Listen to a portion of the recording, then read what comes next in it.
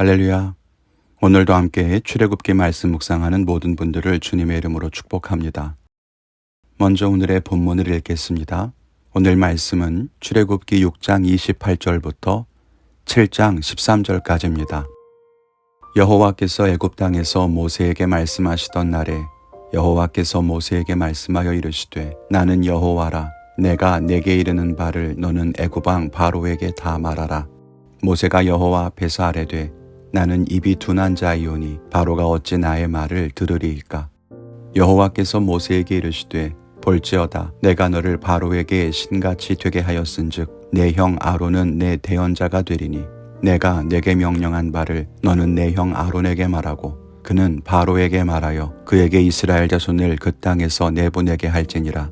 내가 바로의 마음을 완악하게 하고 내 표징과 내 이적을 애굽 땅에서 많이 행할 것이나 바로가 너희의 말을 듣지 아니할 터인즉 내가 내 손을 애굽에 뻗쳐 여러 큰 심판을 내리고 내 군대 내 백성 이스라엘 자손을 그 땅에서 인도하여 낼지라.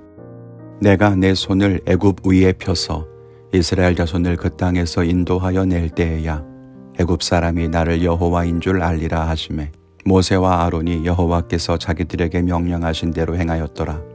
그들이 바로에게 말할 때에 모세는 80세였고 아론은 83세였더라. 여호와께서 모세와 아론에게 말씀하여 이르시되 바로가 너희에게 이르기를 너희는 이적을 보이라 하거든 너는 아론에게 말하기를 너의 지팡이를 들어서 바로 앞에 던지라 하라.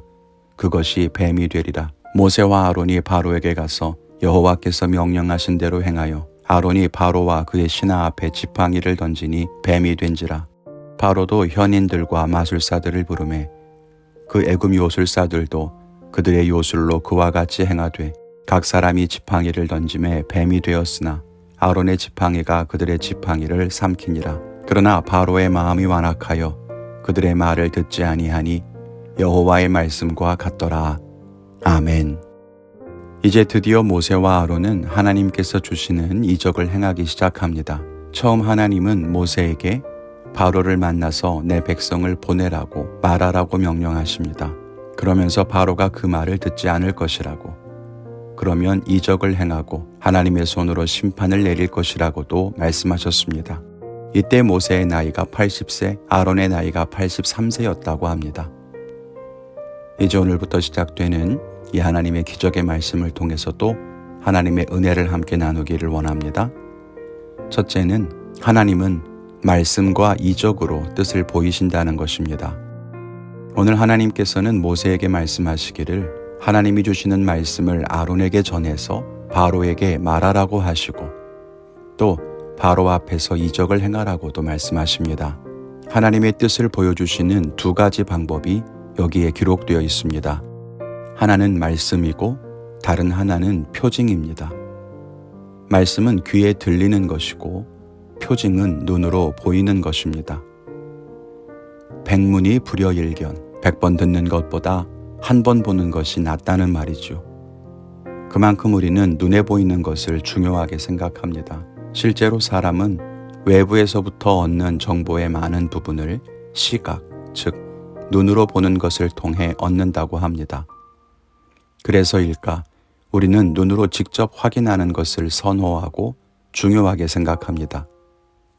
그러나 분명한 것은 하나님께서는 눈에 보이는 방법뿐 아니라 말씀을 주신다는 것입니다. 게다가 표징 이전에 말씀을 먼저 주십니다. 바로에게 표징이 나타나기 전에 하나님의 말씀이 있었습니다.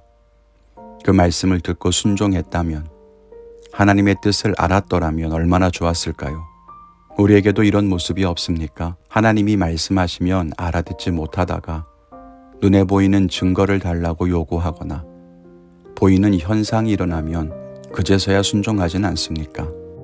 하나님께서 우리에게 주시는 말씀을 귀히 여길 줄 알아야 합니다. 눈에 보이지는 않더라도 분명한 확신을 가지고 말씀을 따르는 그것이 광야의 삶입니다. 우리 성도님들이 이 말씀과 이적, 특별히 내게 주신 하나님의 말씀을 귀하게 여길 줄 아는 지혜로운 성도가 되기를 바랍니다. 둘째는 사람은 믿고 싶은 것만을 믿는다는 것입니다. 하나님의 말씀을 거부했던 바로 앞에서 아론은 이적을 행합니다. 지팡이가 뱀이 되게 한 것입니다. 그러자 바로가 그 일을 보며 하나님을 믿는 것이 아니라 애굽의 술사들을 불러서 똑같은 일을 행하게 합니다. 자기들도 할 수 있다는 거예요. 이것은 하나님의 이적과 표징을 대하는 사람들의 일반적인 모습입니다. 하나님이 기적을 행하실 때 그 기적을 사람의 생각으로 이해하고 해석하려고 하는 것입니다. 기도했더니 비가 내렸다. 그것을 기적으로 여기는 사람과 지금 비가 내린 이유는 공중의 습도가 이렇고 있을 점이 이렇고 그렇게 자기의 이해와 상식으로 해결하려고 하는 것입니다. 그러나 그것은 하나님의 기적을 부인하는 또 다른 양상에 불과합니다. 사람들은 자기가 믿고 싶은 것을 믿고 보고 싶은 대로만 봅니다. 하나님의 음성을 들을 때도 부인했던 바로는 눈으로 보이는 표징 앞에서도 하나님을 부인합니다. 우리에게 이런 모습은 없습니까? 하나님의 기적을 보면서도 하나님의 말씀을 들으면서도 그것을 그저 내 생각과 내 지식에 가두지 않습니까? 그것이 어리석은 일임을 알아야 한다는 것입니다. 우리 성도님들이 분명한 믿음과 확신을 가지고 하나님을 신뢰하며 살 수 있기를 주님의 이름으로 축원합니다. 오늘 저는 잠잠한 기도를 드리며 하나님의 세밀한 음성에 귀를 기울이겠습니다. 하나님께서 제게 주시는 말씀이 무엇인지 분별할 수 있도록 눈에 보이는 증거와 확증이 아닌 세밀한 음성에 귀를 기울이는 그런 하루를 보내겠습니다. 여러분은 어떤 결단을 하셨습니까? 그 결단을 따라 승리하는 하루를 사시기를 바랍니다. 감사합니다.